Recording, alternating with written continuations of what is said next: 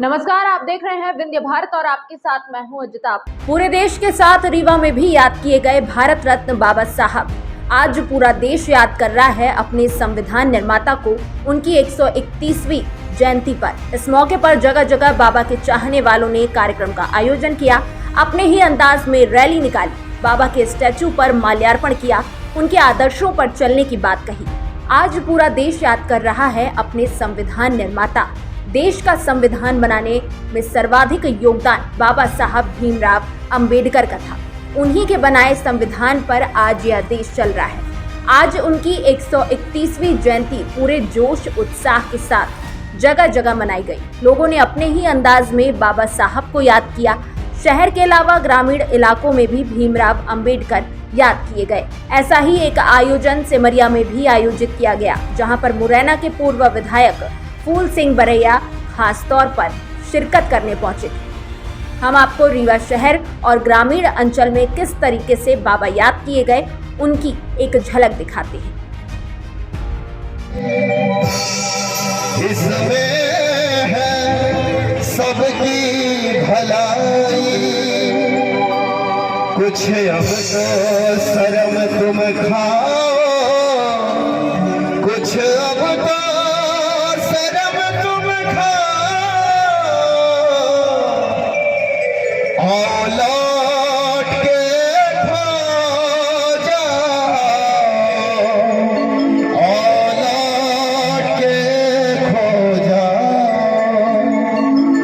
बाबा ने तुम्हारी खातिर अर्पण कर दी जिंदगानी, किया खून को उसने पानी, जरा याद करो कुर्बानी। बाबा ने तुम्हारी खातिर अर्पण कर दी जिंदगानी। जयंती 131 जयंती मनाई जा रही है, क्या आज बाबा साहेब अम्बेडकर की जयंती है। दुनिया के 200 देश मनाते हैं और इस बार जयंती का महत्व तो इसलिए बढ़ जाता है कि भारत का संविधान खतरे में है। सत्ताधारी लोगों ने घोषणा कर दी है कि हम संविधान को ख़त्म करेंगे। तो संविधान अगर ख़त्म होता है तो देश ख़त्म हो जाएगा और 140 करोड़ लोगों के हक अधिकार मिट जाएंगे।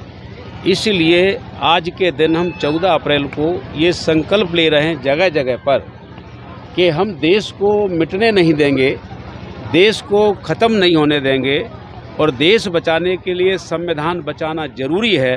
तो हम संविधान बचाने की शपथ ले रहे हैं जगह जगह पर। इसलिए आज का महत्व तो बढ़ जाता है, क्योंकि आज अगर हम संविधान नहीं बचाए आने वाली पीढ़ियां नष्ट हो जाएंगी, देश हमारा नष्ट हो जाएगा।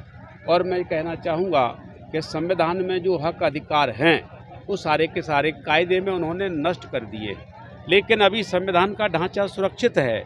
तो अगर संविधान अगर बचता है तो 140 करोड़ नागरिकों के हक अधिकार भी पुनः से बहाल हो सकते हैं।